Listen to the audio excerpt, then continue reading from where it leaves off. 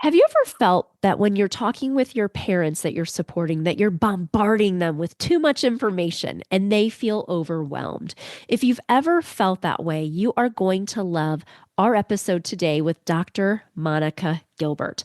Dr. Monica Gilbert is a BCBAD licensed mental health counselor and a licensed psychologist. She is also an author, which I love. She wrote a book all about motivational interviewing. In this episode, you will learn what is motivational interviewing. How can you use open-ended questions to build rapport in a professional relationship and to use those questions to also gather information? How can you use affirmations within this professional dialogue? And how can you practice reflective listening? I know that sometimes when I'm talking to somebody that's a colleague, it's hard for me to listen because I'm thinking about what I'm going to say next. I know that we've all been there. I can't wait for you to learn more about motivational interviewing. This is a great introduction to the topic. I'd love to also have Dr. Gilbert back to do a talk for us in the ABA Speech Connection. I think there's such amazing implications for using this as both a speech language pathologist and a board certified behavior analyst. Let's get into our episode today with Dr. Monica Gilbert. I'm Rose Griffin, a speech therapist, board certified behavior analyst, and founder of ABA Speech. It wasn't all that long ago that I felt overwhelmed by providing therapy for my autistic students and any students who were not yet speaking. Fast forward through many doubts, tears, research, and courses, and you will see the framework that I use today and share with over 60,000 readers weekly. One that will help you support your students and feel more confident in the process. I created the ABA Speech podcast to give you simple, step-by-step strategies to help you reach all of your students wherever they are on their communication journeys. If you're a speech therapist, BCBA, RBT student, or parent who's looking to help all students develop a way to communicate with the world, you are in the right place, friend. Let's get started. Welcome to the show. We have with us Dr. Monica Gilbert. Thank you so much, Monica, for coming on to the show. Thank you for having me. I'm super excited to get started and speak about motivational interviewing. Yes, and I actually had the opportunity to meet you in real life. I was on this big mission last year to go to in-person conferences and speak and get a booth and all the things. And so I went down to FABA, which I cannot say enough about how fun that conference is. It's just, I feel like BCBAs know how to do a conference. It's like fun. It's like we're learning, but like I went to like a pre-conference workshop. I didn't know anybody down there. I made some besties. They were my friends for the next 48 hours the whole time that I was down there. And people are just friendly and kind. Speech therapy conferences are not like that, at least not in my experience. So kudos to the BCBAs in the world. And I feel like I should be an affiliate for FABA because anytime I talk to somebody from FABA that I met that way, I'm like, wasn't that the best conference? It's a cool conference. And now they have that whole strand of conference talks in Spanish, which I think is so progressive. I don't know if the California ABA conference has that, but I just think that's so important. And wow, how cool to be able to learn like that, you know? Absolutely. I think LABA has it. And then we just started here in Miami. And I'm actually going to speak in April at a conference in Spanish about motivational interviewing. So I'm super excited about that as well. Yeah, I love that. People ask me that a lot, and I'm like, we're not there yet for being bilingual and things. Maybe down the road, though. I love that. So when I know who you are. I feel like you've been my orbit probably as long as I've had ABA speech going. But when I was really kind of digging into your bio, I didn't realize that you're a BCBAD licensed mental health counselor and a licensed psychologist. So that is a lot of things. Can you tell us a little bit about just how you got into the field? So I went to FIU, like the entire Miami world, and I got my bachelor's there in psychology. And then, in psychology, when you get your bachelor's, you're like, okay, what the heck do I do with this? Like, what's the next step? Like, what can can I see clients? Not really. And then I had an ABA course, which was like the intro ABA course. And I absolutely fell in love with it. I was like, oh my gosh, where have you been my entire life? Like, this is what I want to do forever. And back then, this was like 17 years ago. Back then, we didn't have the cute clients to work with. We had like adult clients in group homes, Yeah. and I still loved it. I absolutely Yeah. did.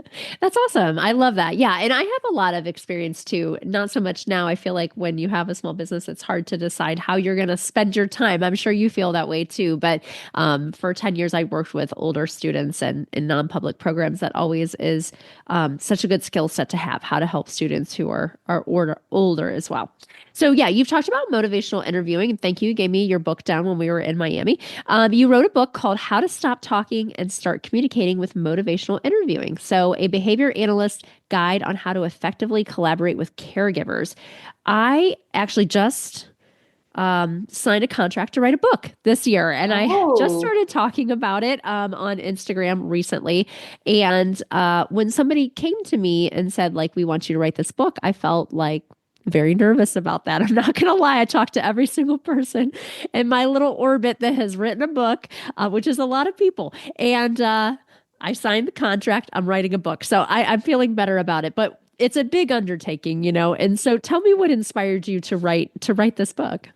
So I live by this saying of like commit first, figure it out later, right? And I'm glad that you took that step. It can be stressful, but it's going to be huge, right? I Yeah. don't know. I think I always just wanted to like write a book. Like for some reason, I was like, before I die, I have to write a book kind of thing. Yes. And then I was in quarantine. I was pregnant with my second child, and I had completed my dissertation on motivational interviewing and ABA. And back then, there was like no talk of motivational interviewing in the field of ABA. So I'm glad Right. that I was able to bring it over. And I just said, how cool would it be if I had a book that would tie both of these fields together? And I didn't even have my webinars or anything. So I Yeah. started to put the book together. And now I actually have a revised version, which I'll send you Oh, a copy because you have oh, the old one. yeah. And this revised version has just like more up to date research because it's always changing in both fields. Right. And it kind of like integrates both fields a little bit more together. So I absolutely love that. So that's how I got the idea of writing a book, and it went super well. And I love it. I wouldn't, I don't think I'll do it again. But I already have my book. Yes, this is my one. And I feel like the book that I'm going to write is kind of like the culmination of my life's work. And as BCBAs, it's kind of like this permanent product that is there. And you do talks and things like that. And I do too. So I feel like it all kind of goes together. But thinking about doing it is a big undertaking. Oh, so did you write your book during COVID? Is that what you mean? Like during I COVID did. time? Yes, yes. Okay. During COVID. Yes, we had lots of I should have wrote a book back then. I was doing crossword puzzles and I was doing all kinds of things just Well, to that like that's keep the it thing. I'm together. like, I'm home anyways. I'm Right. pregnant, so there's not much I can do. I'm super quarantined because I'm pregnant. Oh So I'm yeah. I'm just gonna do this. Like I'm just going to really focus and finish this, and that's what I did. That's good. I love it. Okay, that inspires me. I'm gonna hit you up on Instagram when I'm feeling like I can't do this. Yes, please.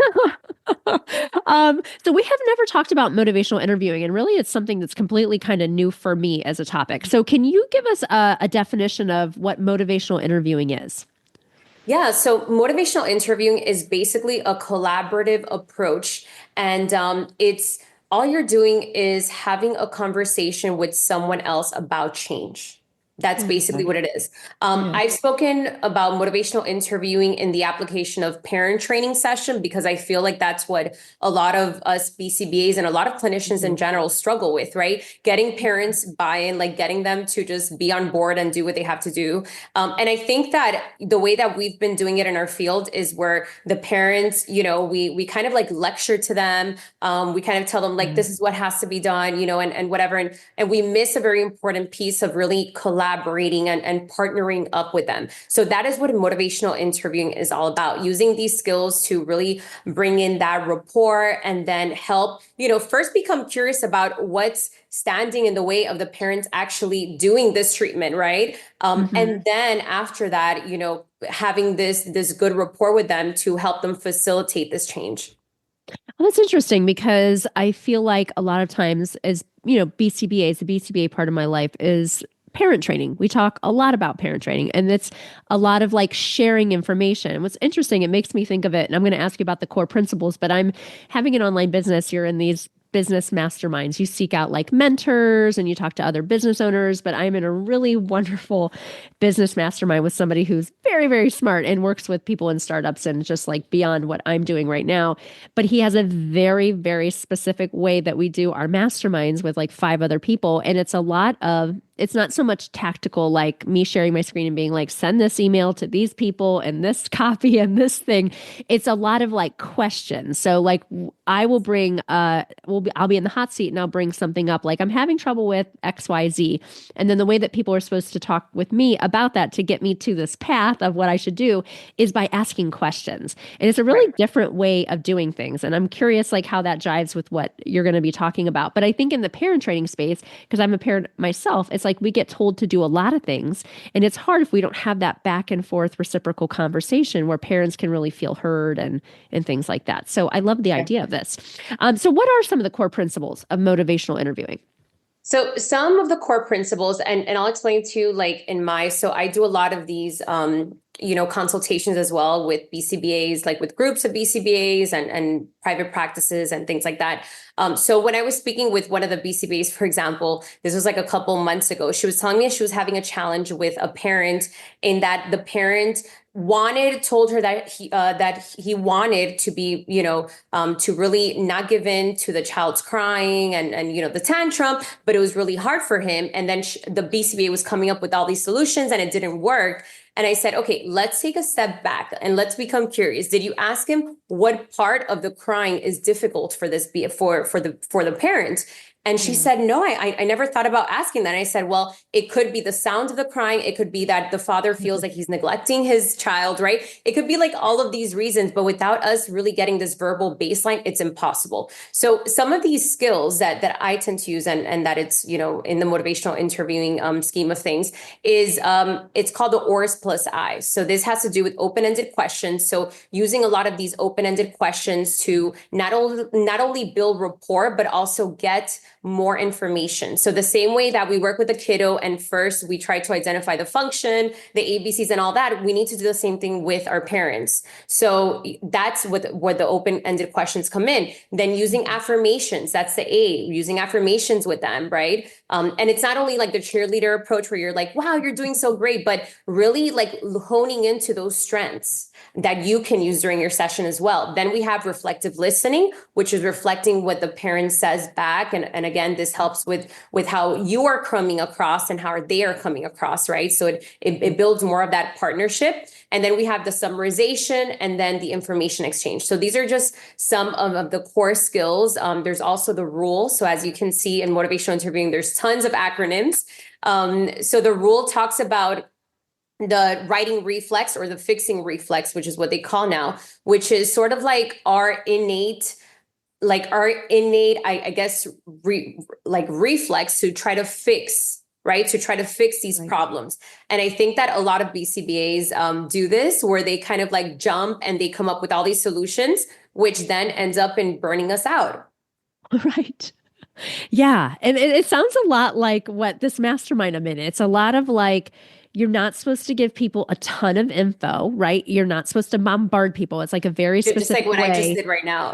Yeah, I mean, well, it's interesting because it sounds just like this. It's not Yeah. exactly what he's doing, but I'll have to tell my coach, my business coach, because I have been in other masterminds more for my business where somebody brings up a question and then somebody's like giving them all this information, and then I'm listening because now I'm used to more of this open-ended, just kind of like what you're saying. It's like because I think when we're bombarded with information like that, we get overwhelmed and then we can't make a decision, right? There's too many choices. And so I like this idea of these open-ended questions. And I can tell people that have had coaching experience or experience with this because they do ask more questions and they're actually waiting for you to make a response so they can listen. And then they're going to say something about what you said. And I know some people, especially probably people that are new to the field or uncomfortable with parent training, they're just thinking about like getting the task done, right? It's like one more thing that they need to do. But having this type of approach is going to help you have such a better relationship and better outcomes, don't you think, for your parent training?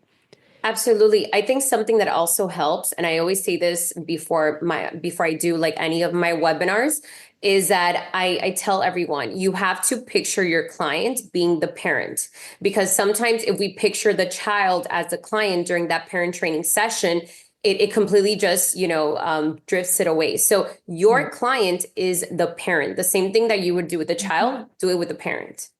Yeah, I love that. So, how can BCBAs and SLPs use this in practice? Do you think it's mostly from a parent training component, or are there other applications of this as well? You can use it with supervisees. You can use it Mm, with, I mean, everyone that you have like a professional relationship with. I think that you yeah. can use this. So I emphasize a professional relationship, because don't use it on your significant other. It's going to Right. backfire. That's from Right. personal experience. Right. Um, but definitely, again, we are having a conversation about change. So Yeah. I've had it like with supervisees when they don't collect data, right? So instead of coming in Right. like, hey, why haven't you collected data and this and that? I come in with, tell me a little bit about why it would be important for you to collect data, right? And then we go Yeah. from there. Yeah, it sounds like it might almost be helpful, and maybe you cover this in the book, but almost be helpful to have different.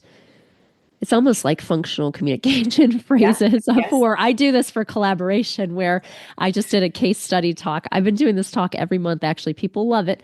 It's all about the ethics of collaboration around the ideas of Gestalt language processing, AAC, and verbal imitation. So I set up a case study and I say, the speech therapist says that they've been using Gestalt language processing. And then the BCBA says, I haven't heard much about that. Can you tell me what that looks like? Instead of saying something like, where's your research for that? Which Yes. is not going to be best for the Right. collaborative relationship. But what was interesting is I go back and I read a lot of the feedback from my talks because I do them so often. And people were like, oh, I really loved that you used those phrases. And it sounds like that might almost be something that would be helpful for people that are supervising either trainees or you think RBTs too might be helpful. Absolutely. So our conversations have a lot to do with the outcome of what happens, right? Like, I mean, we can either like, so in motivational interviewing, the goal is to get change talk. So the more Right. change talk you have, the more likely it is that the person will start, heading over to the change.